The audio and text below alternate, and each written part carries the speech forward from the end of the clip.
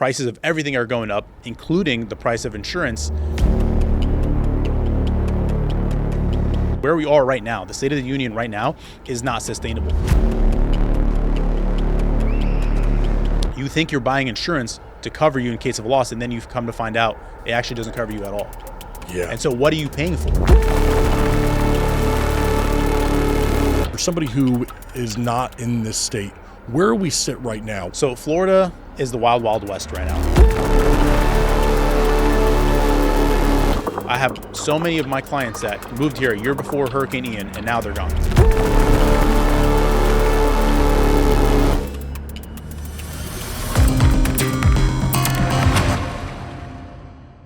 So, I mean, let's jump into this. Give me the state of the union right now.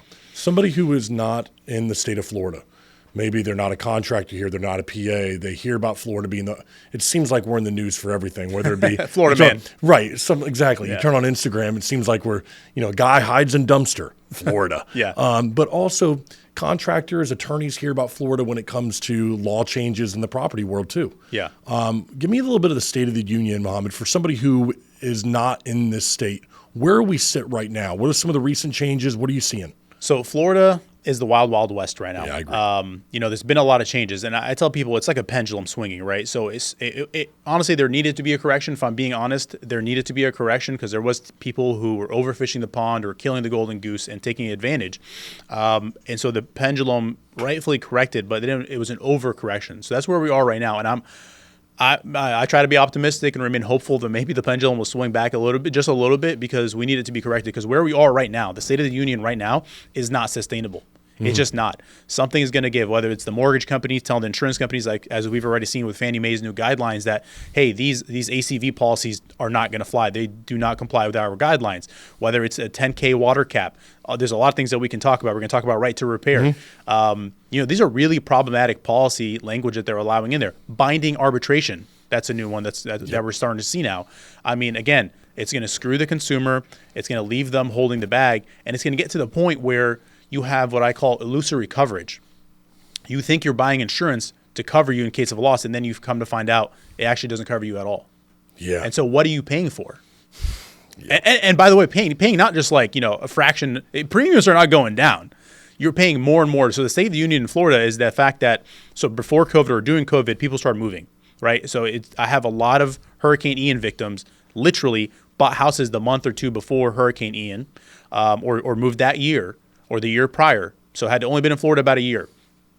The hurricane comes, destroys their house. They're like, what is going on with the insurance here? Some of them, in fact, are even contractors. I had a contractor moved from up north, bought a house in Fort Myers, gets basically totaled in the hurricane, and then starts dealing with the insurance process. He's like, this is the wild, wild west. And I'm like, sure enough. And you're paying a hefty premium for insurance to come to find out they don't actually cover you. And so now, after COVID and with inflation, prices of everything are going up, including the price of insurance. And so you're seeing people leave the state now. I have so many of my clients that moved here a year before Hurricane Ian, and now they're gone. They moved up to Tennessee, Texas, Colorado, anywhere but Florida. And so, we have an actual crisis on our hands right now. And rather than passing laws, I don't want to get political, but rather than passing laws that help the people, our governor has helped the insurance company and hurt the consumer. It's a sore spot for me because for the most part, I have supported the governor in a lot of areas that he has wanted to make reform. Agreed. Education has been one that I've enjoyed seeing him take a stand on. Yeah. But the fact is that back when he went against Gillum, and he got, I think he's still one of those people, and the bar supported Gillum at that time. And I think since that time, he's really had something out for the Florida bar. Yeah. And I think that anybody who doesn't believe that, the facts state otherwise, along with the fact that his campaigns have been funded by carriers and by those that support carriers. And you've got to understand that even as a Republican like me, I can see both sides of this. I can say I support the guy with what he's done in other aspects for the state, but he's failed Floridians when it comes to property insurance. I agree 100%. And I think you hit the nail on the head is that, the insurance lobby. Yeah, that's is what was behind him for his presidential run. And that's why he did what he did. That's why he did what, even stepping outside of property with tort reform in general, whether he has it out for the bar or not, he really hurt the consumer. He hurt the policyholder. He hurt people who are going to get injured on the job, or people who are going to get injured in a car accident and who are seriously injured, or people who have a property damage claim, and now they have to give up a percentage to an attorney because their claim was wrongfully denied. Yeah. I want to talk about the Florida bar side for a second here, because I don't think individuals outside of the state, and maybe policyholders, we have to watch for these legal updates as well, understand just how insane it is now with attorney fees in the state of Florida, how it actually works. Mama, can you break it down for us? Because it's my understanding, you can go out there and you could win your case and still owe attorney fees. I mean, there is just so much craziness right now in this. The power is swung all the way back to the carrier for when a claim is filed. How do attorney fees work currently? So currently, with policies that became effective after January 1st, 2023, 627428, which is the attorney fee statute, does no longer apply. So let's take a step back. 627428 was the attorney fee statute that allowed consumers, or policyholders rather, to get paid, to have their attorney's fees paid when they were successful in a lawsuit. And so that was the attorney's fee statute, and that allowed them to get paid. So if I took a case on a contingency and I sued the insurance company and we were successful in recovering $1 more than they had initially paid, or if they denied the claim outright, then my fees can get paid by the insurance company, as it should be. I mean, if you think that's why that law was on the books for almost a century. And so that's because it's punishing the insurance company, because you, Mr. Insurance Company, should pay your insured when they have a loss and they're truly covered. And if you don't, or if you underpay them, or if you wrongfully deny them, we're going to punish you by making you pay the lawyer that you gave them no choice other than to hire. Yes. And so it's a great law.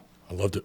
Did it get abused? Sure. Yeah. I think it, if I'm being completely honest, as someone who's seen both sides, I think there was some abuse there. Well, can you tell us how, I don't want to interrupt, but how was it abused for somebody who may not understand that? There were frivolous lawsuits.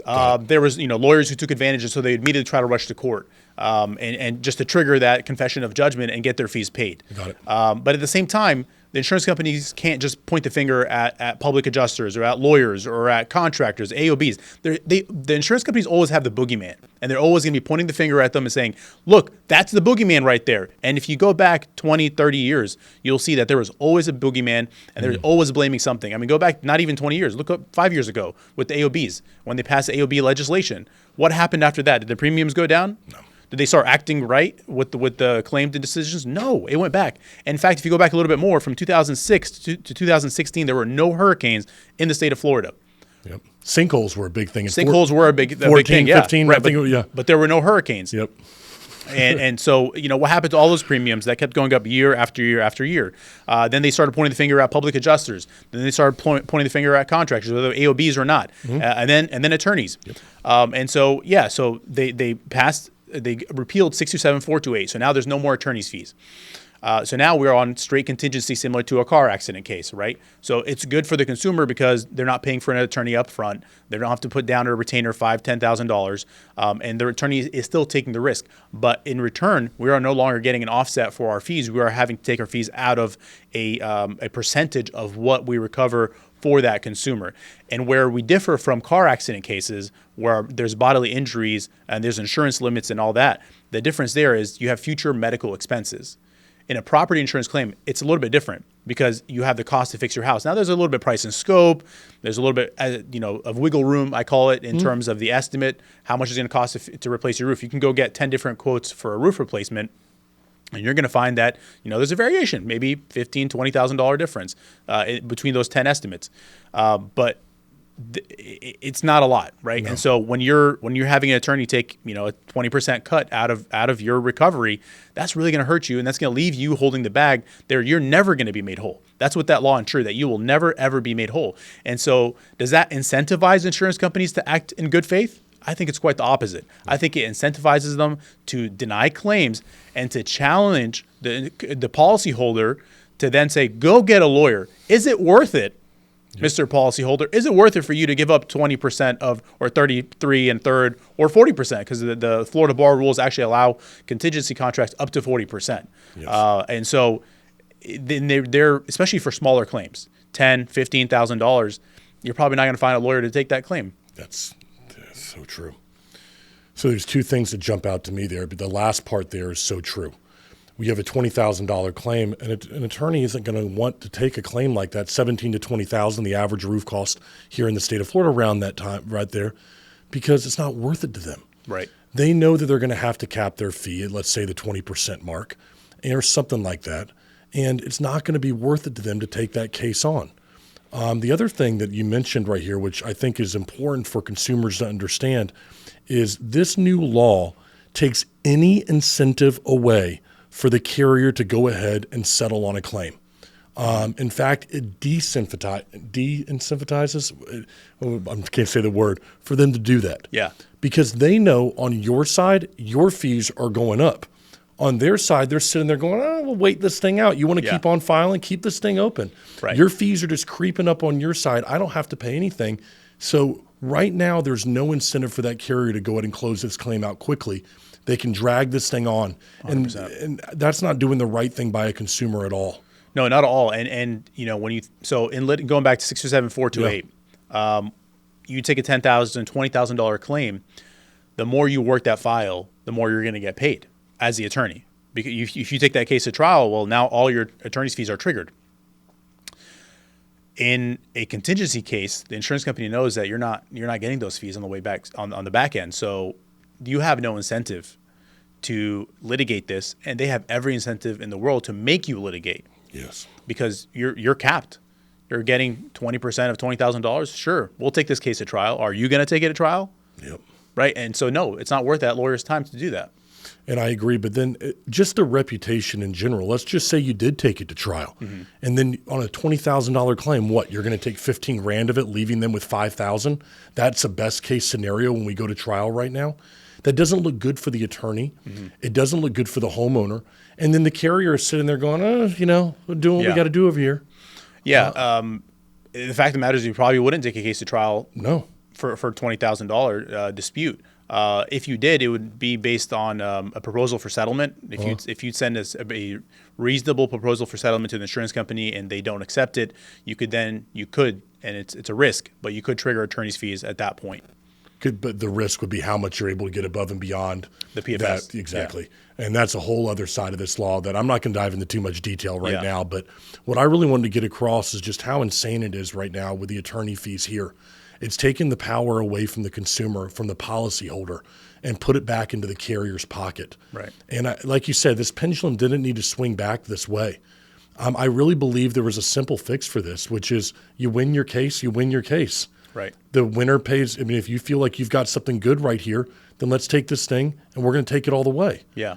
And then I think attorneys would have stepped up and done something like, hey, if I'm willing to take this case on, then I'll cap my fees right here. If we don't win, I can cap them to alleviate the risk of an out-of-pocket expense from the policyholder. Yeah. There was a way to do this to help both parties. I agree. And we tried. I mean, we advocated. Yeah. There's a Florida policyholder cooperative that we are part of and other lobbying groups that really tried to present the prevailing party attorney's fees, which is a reasonable resolution. Correct. Yeah. Hey, insurance company, if you win, then our client's going to pay you. And what's that going to do to our client? Make sure that they only take good cases, that the attorneys are only taking good cases where they can reasonably, because if you lose, then wait, we're going to have to pay them, right?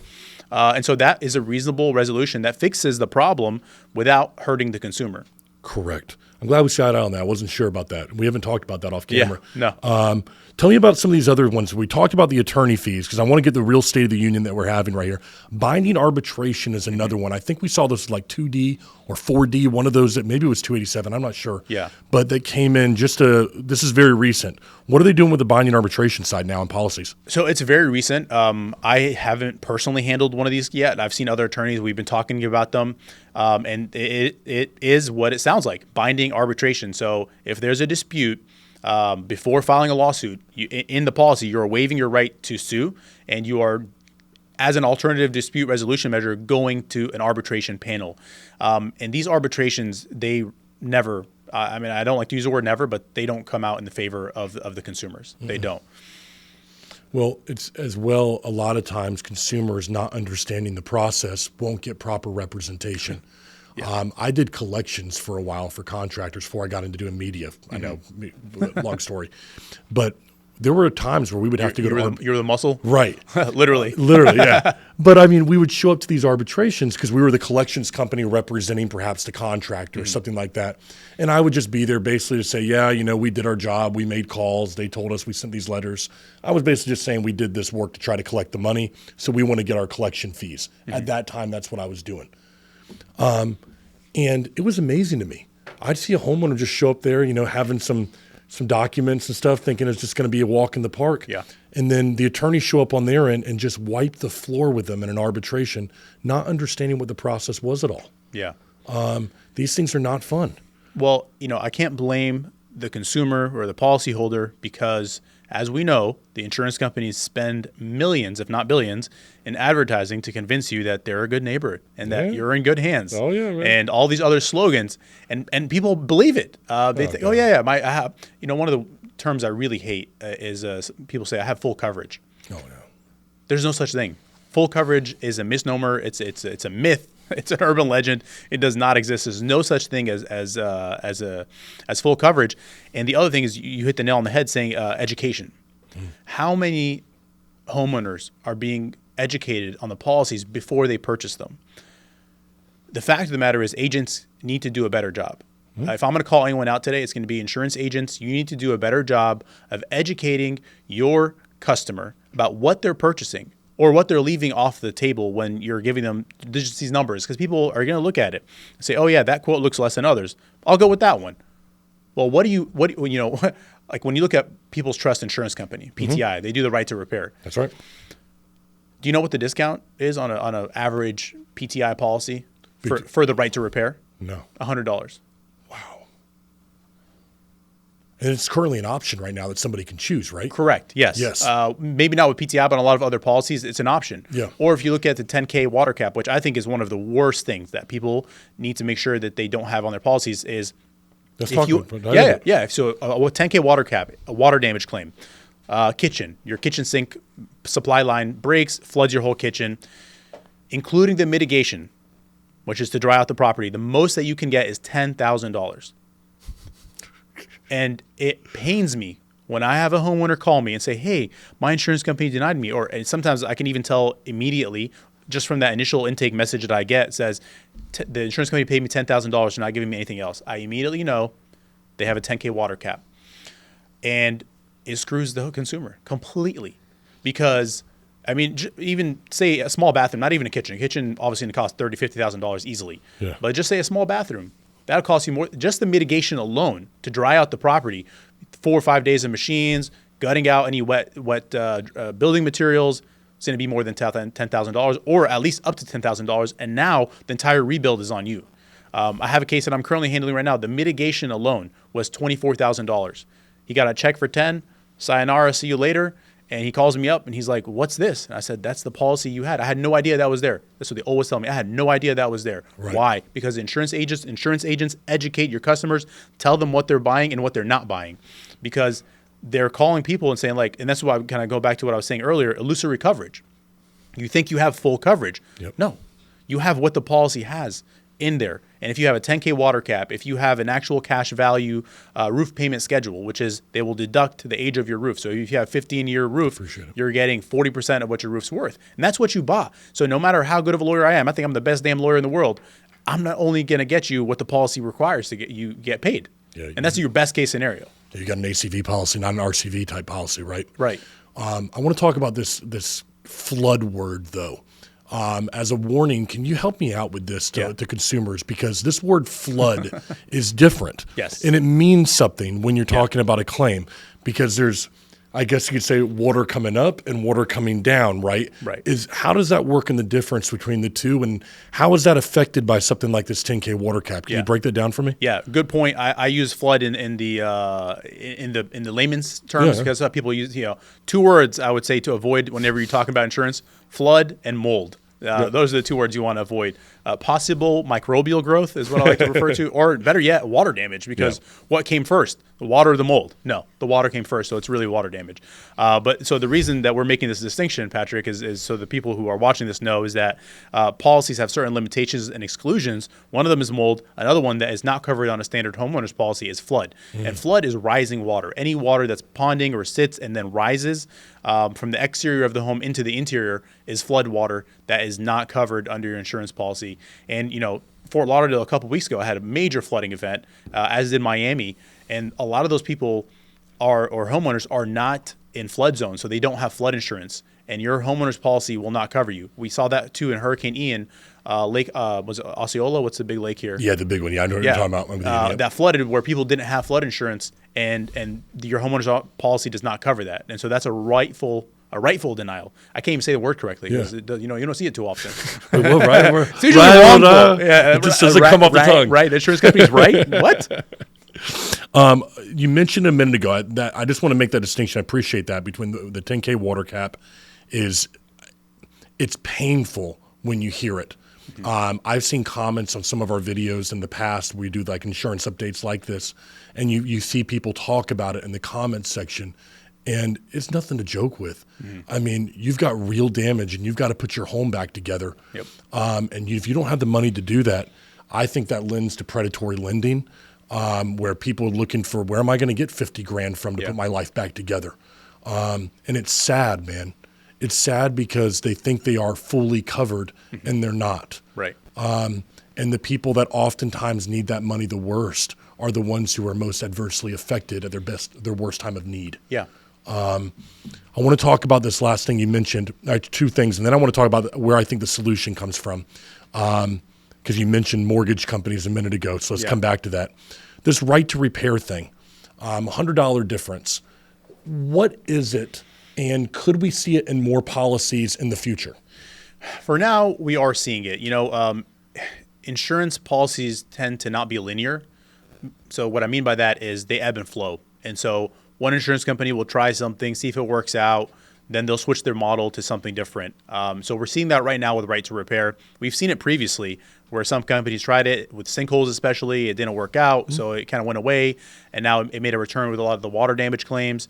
Now we're seeing it with roof claims, so where they will invoke just for the roof, just to make sure that they're getting a reasonable price for the roof. They're not overpaying, using their words, and they will pay for the interior damage, but they won't pay for the exterior. And so we're seeing that a lot. So they always try different things. I think it's here to stay for a little bit until they start getting burned on them. And when they'll get burned on them is when they start paying, because these are now called Drew contracts. There's a case, the right to repair case basically was Drew or something versus Drew. I can't remember the exact name. But when you are invoking your right to repair, you are now taking on the liability of those repairs. Okay. Right? And so sure, they can sue the contractor down the road if there was defective construction or something, which they probably will try to subrogate against them. But they're taking on a lot of liability. And so it creates a separate contract. You're no longer tied to the insurance limitations. You are no longer tied to a certain time frame. You can get sued for a failed repair 5-10 years later. Interesting. And so it opens up a lot of potential liability for insurance companies down the road, which I think they're not really taking into consideration right now. They're looking at the short-term gains, not the long-term losses. So I think until they start getting burned on the back end by some of these right to repair cases where they're coming in and making the repairs for homeowners, and a lot of times they're shoddy repairs. And the reason they're shoddy repairs is because that's how they're designed. You're cutting corners, right? There was another attorney that took the deposition of a project manager for PTI, and he gets paid a bonus based on the amount that he saves the insurance company. Wow. So think about it. So they're cutting corners. The only way you can cut corners is by doing cheap labor. And so there's going to be issues. There's going to be defective construction. And so those will then come back and burn the insurance companies down the road. Now, Mom, can you break it down for me just in very layman's terms regarding what is a right to repair? I mean, because I think a layman who's listening to this or just an average policyholder might be thinking, okay, well, they're just going to invoke this. We can repair it, not replace it, but it's even deeper than that. Yeah. What is a right to repair from an insurance carrier? So rather than paying you, right, you have a covered loss, they give you a check usually, right? Okay, your damages are this much, we'll pay you this much. Rather than doing that, they will actually hire the contractors that they choose. They choose them for you. You have no choice in the materials and the construction workers, laborers that show up. They choose everyone for you. They show up at your house and they fix it, and then they leave. And one insurance company's slogan is simply a better way. I would argue that is not a better way. It does not help the homeowner. As a homeowner myself, I would love to have a choice in who comes into my home to fix it. And for me to not have a say-so in that is not what I would want for my own home where I live. And then I have homeowners calling me like, hey, this company, they came in and they changed the roof, but they never put the gutters back on. And then good luck trying to get them to come back out, right? Yeah. No one's going to come back to help you. Or they install the flooring, but it's bubbling and there's quality issues.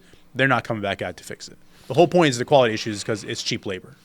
Right. There are two issues I see with the right to repair. The first is that the carrier owns the contracting company going out there to actually do the repairs. Talk about robbing Peter to pay Paul. Yeah. If Paul's your own pocket, where they're paying the contractor, but the contractor is them. They're just taking the money from one pocket and putting it right in the other. Exactly. That is just terrible right there. That's the worst. But second to that you mentioned is the carrier is choosing the contractor. Mm-hmm. And if the contractor wants to continue to get that work, they understand that they have to keep their prices very low so they're not charging a lot to that carrier. Right. That's what keeps the carrier calling them, is keeping the cost low. And like you said, the only way they're keeping that cost low is by using materials that maybe they otherwise wouldn't use. They're cutting some corners here that they shouldn't cut. It's not a sustainable model for the policyholder. Right. And like you said, I don't think they understand what that means because of the marketing from a carrier that, oh, I'm going to be fine. They're going to choose the right contractor for me. They wouldn't choose somebody that would cut corners. No, they're going to choose somebody that's going to keep their costs low. And I think that this is often overlooked right here, as you said, by the policyholder. Yeah. So the only way that they can, keep their profits up, it's all about the margins for the contractor at that point, and it becomes a volume business. Yeah. And with any volume business, you're not getting that quality. Yeah. You're just simply not. You cannot. It's impossible. The whole point is to do as fast as possible, as many as possible, and you're going to get issues. And to the first point you made, it still blows my mind that's legal. That you can, like you said, robbing Peter to pay Paul. That's what they're doing. They're moving money out of one bucket, putting it in another bucket. And it just blows my mind that they can do that, but they can. I mean, in the state of Florida, it's my understanding you can't be a public adjuster and a contractor, right? Yeah. But I guess you can be a carrier and also be a contractor. Right, exactly. It's just mind-numbing to me how stupid that is. The last thing I want to go over before we go into where I think the solutions might be, and I'd love to hear your opinion, is these ACV policies. Now, these have been around for a very long time. But I think that they've begun to be pushed more lately because individuals are looking to save money. And I'm not sure they understand what they're purchasing when they do purchase one of these ACV policies. But talk about just taking the wind out of somebody's sail when they learn that they're not going to get $20,000 for that roof, even though it's worth $20,000. You're going to get far less. Yeah, and those along with the water damage endorsements and other limitations that I see in policies are some of the worst calls that I have to have with potential clients that come to me and tell me, hey, the insurance company, they paid me X amount. I look through the documents, I look through the policy, and I'm like, well, this is what you bought. And the reason you probably bought that is because your insurance agent didn't educate you and you just looked at the quotes and you said, I'm going to go with the cheapest one. Yeah. Why are they deciding to go with the cheapest one? Because the premiums are skyrocketing.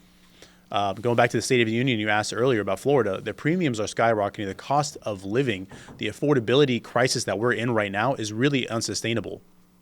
And so what happened after these laws that they promised us was going to reduce premiums, that they passed these laws that were favorable to insurance companies? Did they reduce the premiums? No, they actually went up 400%. It's outrageous.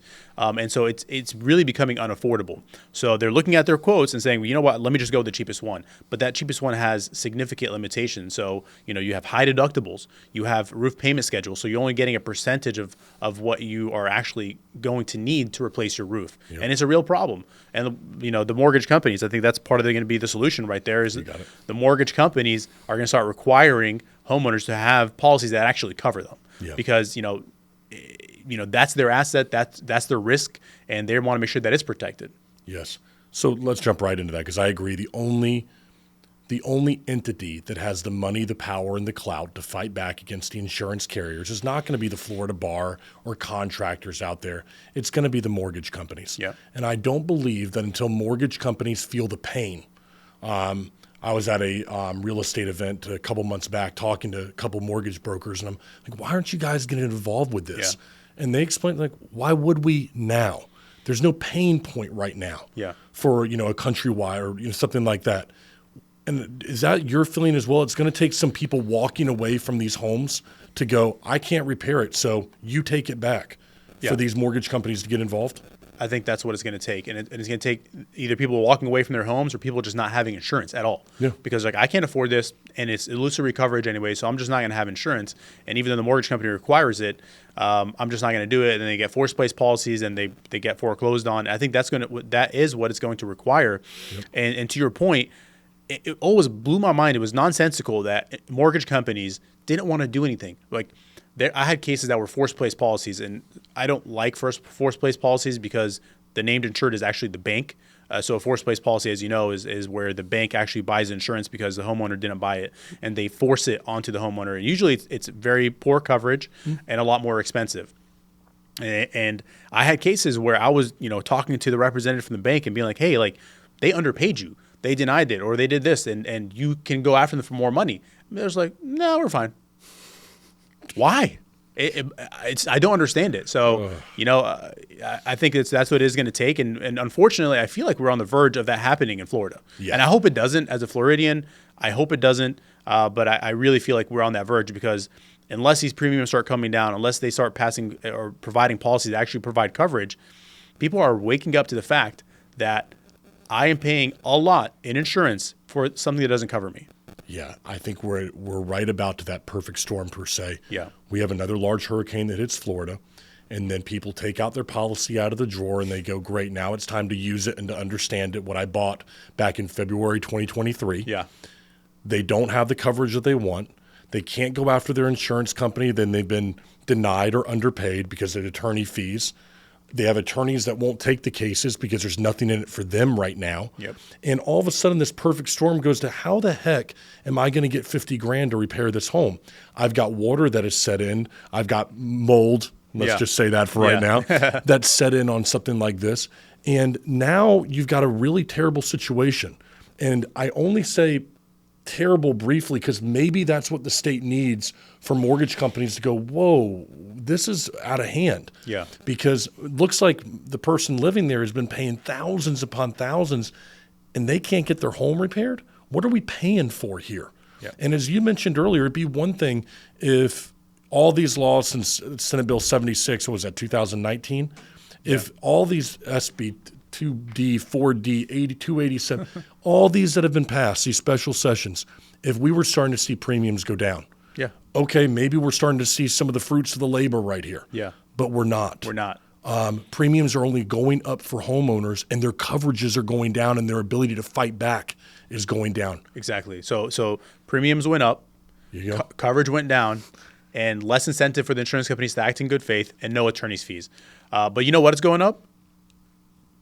Profits. Oh, yeah. For the insurance companies. Let's talk about that. I want to talk about this because I haven't looked this last quarter, but I always try to keep up with it. I encourage everyone, well, let's back up for a second. Going all the way back to Senate Bill 76, Richie Kidwell is a friend of ours, and me and Richie were talking about it. At that time, Senate Bill 76 required that OIR disclose profit and loss statements for carriers, not just publicly traded, but carriers in the state of Florida. Then Senate Bill 2A went and reinforced that, and we're supposed to see it again. I still am yet to see any profit loss statements at all from any carrier whatsoever. Yeah. Therefore, the only thing that we can go off of are those that are publicly traded. Universal and Heritage here in the state of Florida. I can look at those two big boys right there. Mm-hmm. And the story that they tell their shareholders is much different than you're going to see on the news. Yep. Just go up there and put in Heritage Shareholders Report Florida, and you can find out what they're really telling the shareholders, which are record numbers and profits underwriting, services, costs are lower. But here's the thing that nobody talks about, Muhammad. I wanted you to, we can talk about this, but the reinsurance market. Yes. Which is crushing Floridians right now. A lot of individuals don't realize, and I'm going to take an estimate right here, that 60 cents out of every dollar that you're paying over to your carrier is going back to reinsure them. And these losses that carriers are taking on are not losses for them. They're insured for their losses. Yeah. It just seems to me to be just a real scam against a policyholder right now, which I know is why you're so passionate about it. Yeah. And I hope they can hear the passion in my voice, but I know I threw a lot out there, but No, absolutely. I love that you brought up reinsurance. I bring up reinsurance a lot, and it blows people's mind. Like, wait, what's reinsurance? And I tell them insurance companies have insurance, and they're like, what? yeah.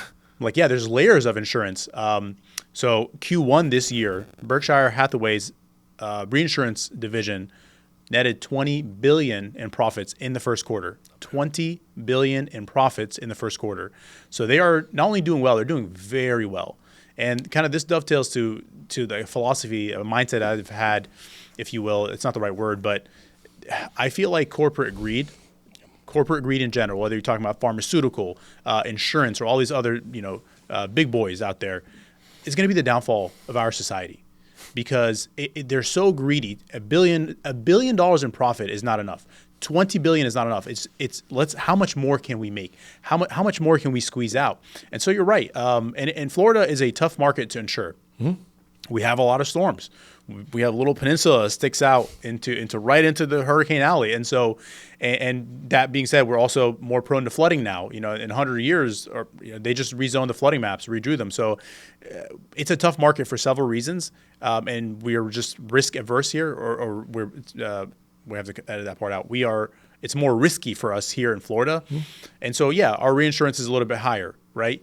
But at the same time, it shouldn't be the consumer that pays that price for the insurance companies to continue to increase their profits and for the reinsurance companies to continue to increase their profits. Well, there's no regulation on it right now. Yeah. So the reinsurance market, to, like you just said, let's just take profit and greed. Yeah.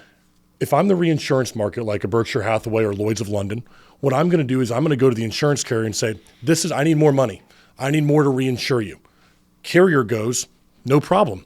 Policyholder, let's up those premiums right now for you. Yep. Policyholder, it's not us who wants to do this. Yeah. It's these guys that are bad over here that are making us do it, while they're just passing that buck on to somebody who's barely getting by right now, and then they're dropping their coverages and their ability to fight back. Yeah.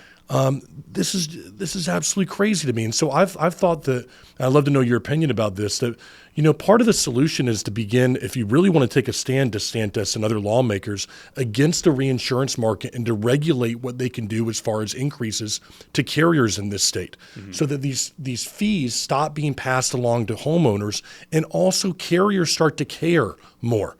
They start to push back, negotiate this stuff, and not just take these increases and pass them along to homeowner and business owners here in the state.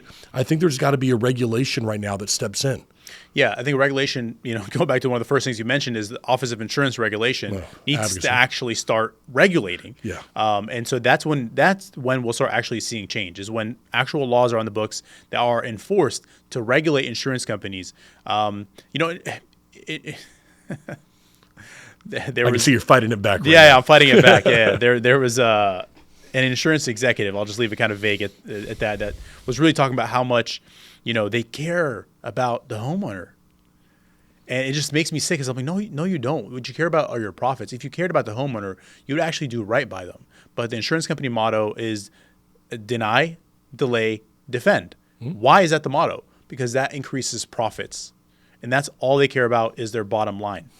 And, until that changes, and until the Office of Insurance Regulation starts regulating insurance companies, we're headed down a road that is very dark for Floridians. Yeah, this misnomer that the carrier cares about the people that they insure. Yeah. I stopped thinking that. We mentioned Richie earlier. Me and him went up there to speak to the Senate. We get our 2 minutes to stand up. But I'll never forget Mr. Bigsby. Never going to forget the guy's name. So, probably like 4 or 5 people in front of me and Richie before we went. This guy had I think it was the 2017. I can't remember what flood, what hurricane that was. Not Ian, Ivan, Irma, 17. Yes, Irma 17. House destroyed by Irma. His wife, they can't move. They can't make the repairs. The claim is denied. They're living in this home. Black mold sets in. Wife gets a respiratory disease. Wife dies. And Mr. Bigsby is standing there. My house, this is 2020, somewhere around in there. I want to say 2020. My house is still not fixed. Somebody up here help me.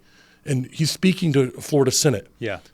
Meanwhile, every senator texting on their phone, not even looking at the guy. Yeah. And I'm thinking to myself, where'd we go wrong here? Now, I know we're talking about carriers, but this to me is just a bigger picture. Lawmakers, carriers, they don't care. And I'm sitting there, I'm watching these guys just text on their phone while he gets his 2 minutes, like, oh, yeah, what did he say, kind of thing? Like, oh. Yeah. And this guy is pleading with lawmakers, somebody help me get my life back together. My wife has died. I can't even live in the home still. And that really was the first eye-opening experience for me into this system is broke. Mm-hmm. And there are people that are really affected by this. Yeah. This isn't just something on a spreadsheet, or this isn't just an attorney trying to make a few extra bucks. There are real lives that are affected when people can't put their homes back together and live someplace. Yeah. It's a numbers game. So you said it's not a spreadsheet, but to the insurance company, it is a spreadsheet. Yeah. They're heartless. I can't tell you how many times I have clients on the phone tell me, "Oh, well, tell them that we're living like this, or that we have this condition going on. I have special needs kids." And I said, "I'm sorry, but that doesn't help your case. In fact, they like to hear that. I'm gonna be brutally honest. They like to hear that because that means you're desperate. Pain. Yeah, I was that's just pain, say, man. Yeah." Yep. That means you'll take 50 cents on the dollar, which is good for them. That's how they increase their profits. So they're heartless. They don't look at you as a person. They'll tell you one thing, on commercials, on everything else. If you talk to them, like, this. My mom, after Hurricane Michael, my parents live in Panama City, so after Hurricane Michael, she's like, yeah, the insurance adjuster was so nice. He said he's going to take care of us. He said, and I don't want to disparage insurance adjusters because some of them really are good people. I've met many in my career. But I said, Mom, don't believe anything he says. And it's not really that, because we've seen insurance adjuster whistleblowers. It's because he's writing a report, but that doesn't mean anything. They'll go up to the desk adjuster, their supervisor, start changing things around. They're not going to pay you what you think they're going to get because that's not how they make money. They don't make money by paying claims. They make money by denying claims, by running you through the ringer to increase their profits. I couldn't agree more on that.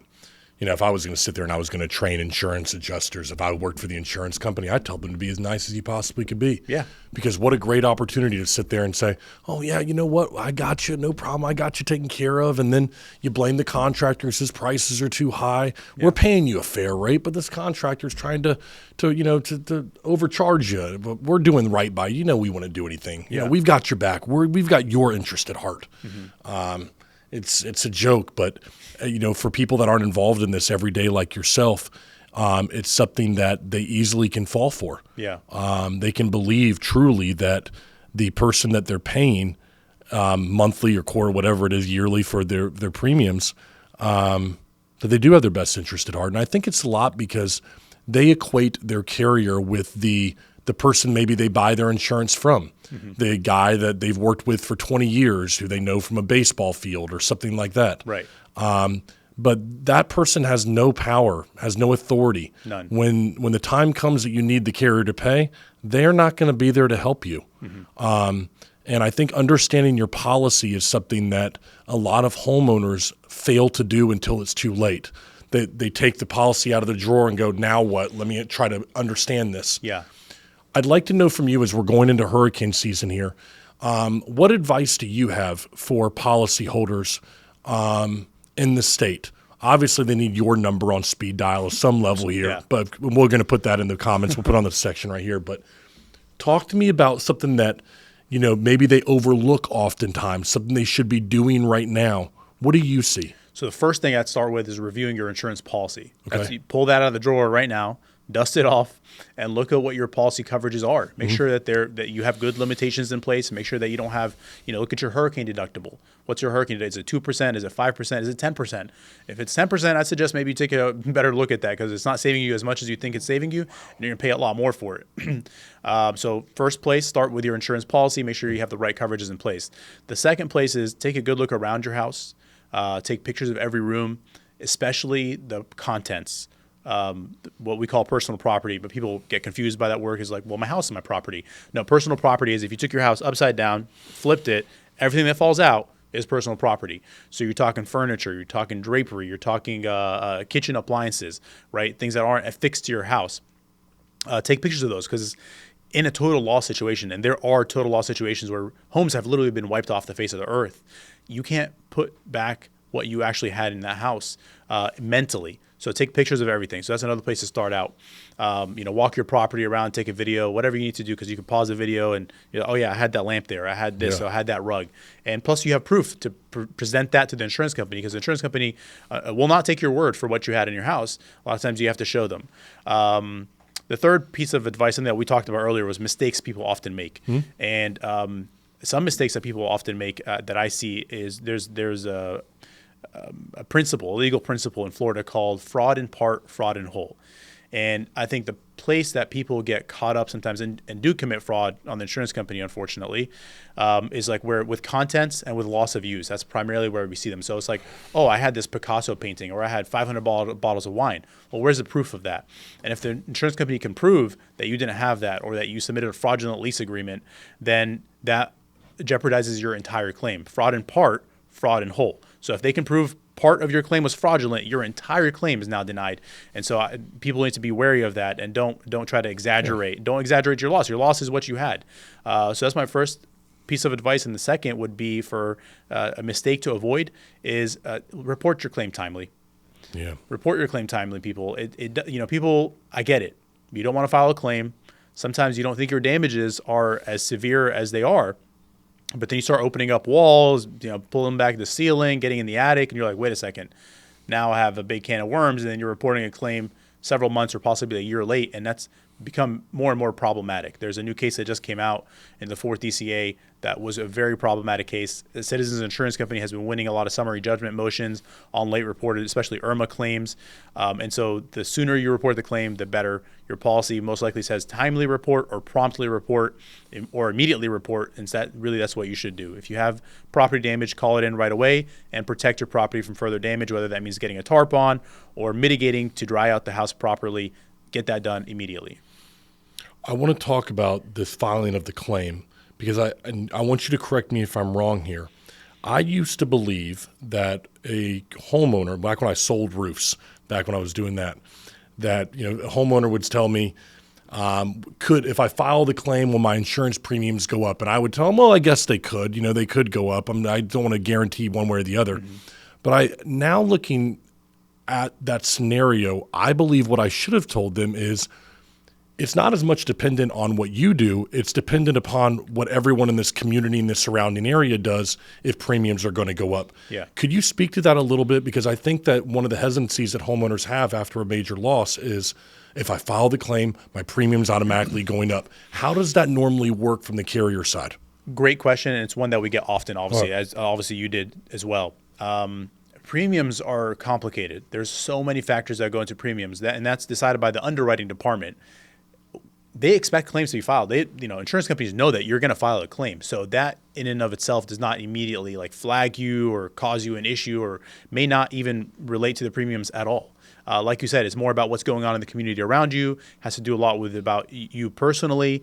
Believe it or not, credit reports, as well as the age of your house, the age of your roof. Mm-hmm. These are risk factors that they look into a lot more than you file claims. Now, if you file 3 or 4 claims in 5 years, that would be that'd be different. But if you file 1 or 2 claims because you have a loss, even if you think that ends up not being a loss or it's actually wrongfully denied or rightfully denied, then that won't count against you. There's a lot more that goes into premiums and underwriting than just one claim. Yeah, I think the bigger risk is not filing the claim, 100%. Waiting too long. The timeline passes, the deadline passes, and then you're stuck. File your claim. If you have damage, get it done, and then get legal representation if you don't feel like you get the result that you deserve. Yeah.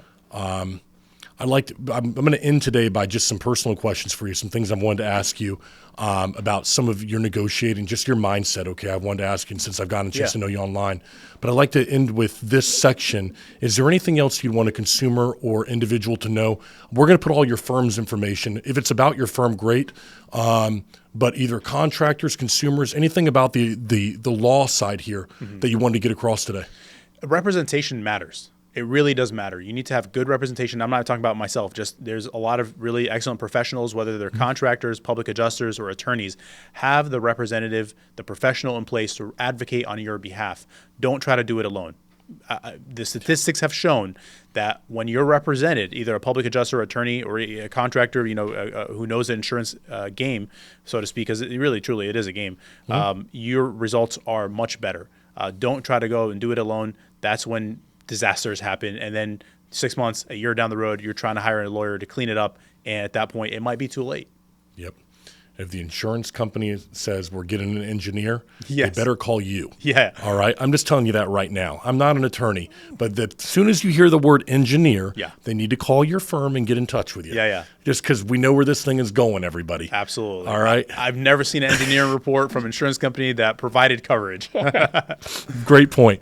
I want to end today, man. I've just been so impressed with you online. And I want to talk a little bit about mindset. We've got a lot of young men who watch this channel. A lot of them might be sales reps, door-to-door guys and stuff. Even some attorneys, of course, but just young guys. Our average demographic, I think, is somewhere between, I think it's 25 and 45 men. It skews about 80%.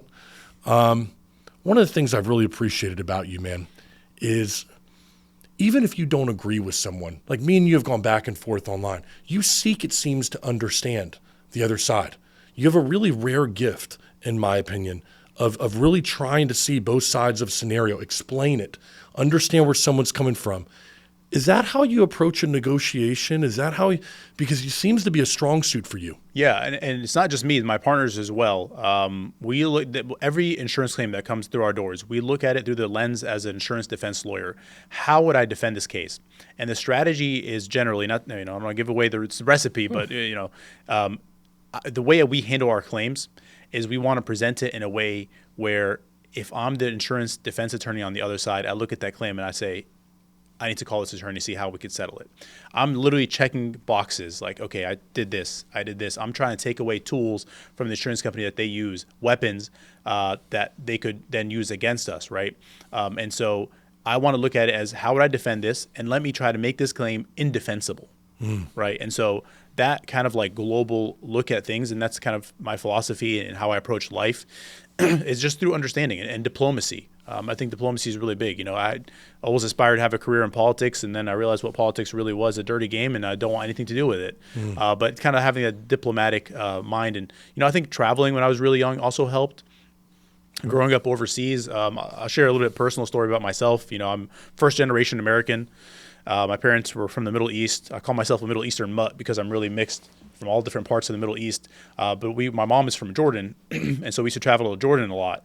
And growing up as a first-generation American from the Middle East, it was kind of a weird situation where, we stood out, right? So my sisters, they used to wear the headscarf, as in my mom, and so we grew up in a rural town. I mentioned earlier Panama City, so small town, America, and we stood out. And growing up as a child, you recognize that we're not from here. Like we're different, right? I look different. We speak Arabic. My mom looks different, and people give us looks at the grocery store. But then I'd go back to Jordan, where my mom's from, and I'm also not from here. Different there. They immediately. It was funny because I spoke Arabic. They'd pick up on my accent right away. They'd be like, "Oh, you're not from here," and I would try to hide it. But I had one cab driver. I'll never forget this. I still to this day don't know what he meant by it. I don't know if it's good or bad. But as I hadn't said a word, I promise you. I got into the cab, and he looks at me. And he says, "Where are you from?" Like he says it like, what country are you from? And I was like, "What the hell? How did he know that I wasn't from here?" So I asked him. I was like, "How'd you know I'm not from here?" And he said, "I could tell by the way you walk." Damn. And so I was like, "Wow, that's weird. Like, I don't know. Is it some like how am I walk? Is it a compliment? Is it the way I dress? Like, it is the way I carry myself, because Americans, we tend to be cocky, and so I wasn't really sure, but that was interesting. So it was always weird. So then I what made me do is try to think about, okay, how can I bridge gaps, right? Because that's what my life became, like a bridge from the Middle East to America, and now I'm bridging these different cultures, and that's me. Yeah. And so that's my approach into handling claims. I'm trying to bridge a gap between, there's a misunderstanding between the homeowner and the insurance company. How can we bridge this with and sometimes we're collaborating with the attorney on the other side. We work together. We're both advocating zealously for our client, but the end result is to satisfy the customer to the best of our ability. Yeah, you do a very good job of that. I mean, even me and you were talking online about some personal stuff, things that go on in the news and things. And, one of the things I appreciate about you, hey, Pat, what do you think about this? Have you thought about it from this perspective? Yeah. Instead of just, laying into me, which you easily could have because you know more than I do.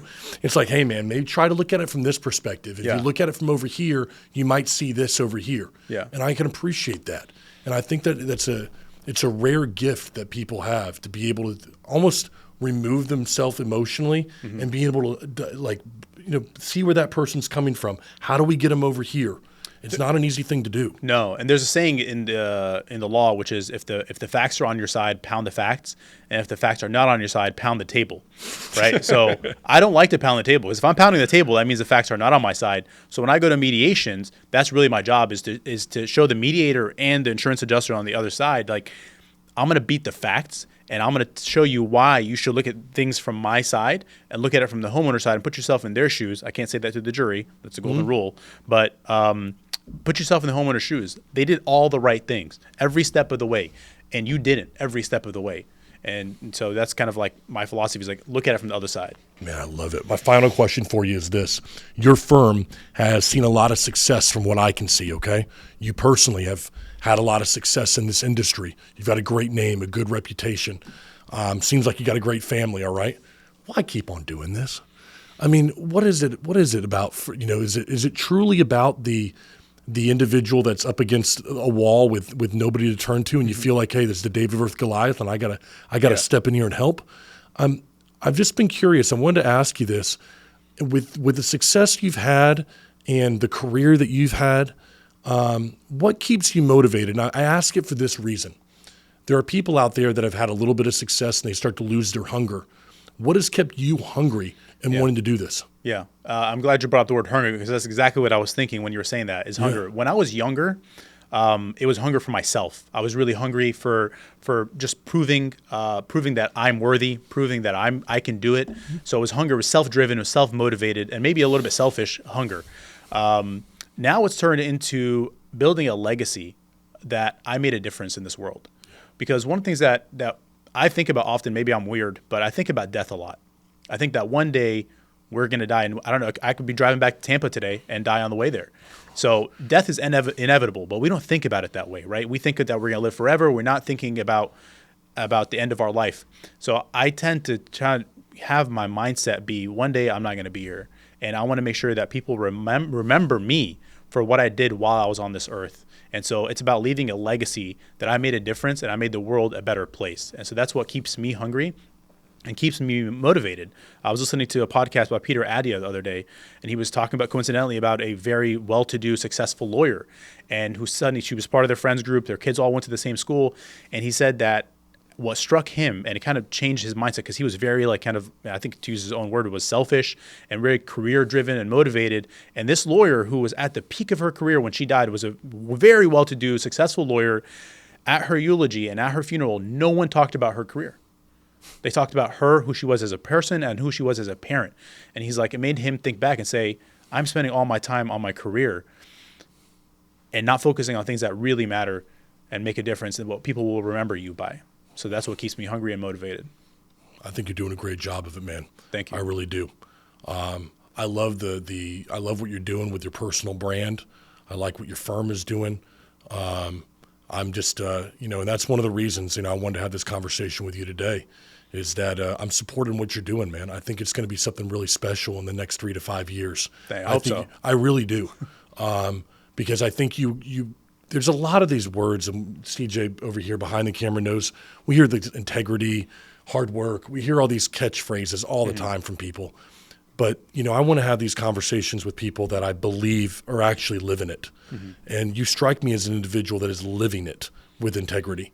And that's a very rare thing in today's world. So I appreciate you stopping by, man. I appreciate you having me. It was an absolute pleasure. Yeah, man. So I'll tell you what, everybody, we're going to put all the information for his firm down below. Wayne will drop it into the comments, everything. We'll have it across the videos here. We'll take care of this.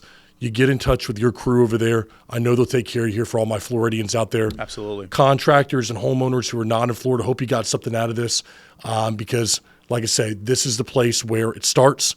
It's coming to other states, and we're keeping an eye on it best we can here in Florida. Thanks a lot, brother. I appreciate it, man. Thank you for having me. Awesome, man. Thank you so much, bro. Appreciate it. Always. Thanks, man.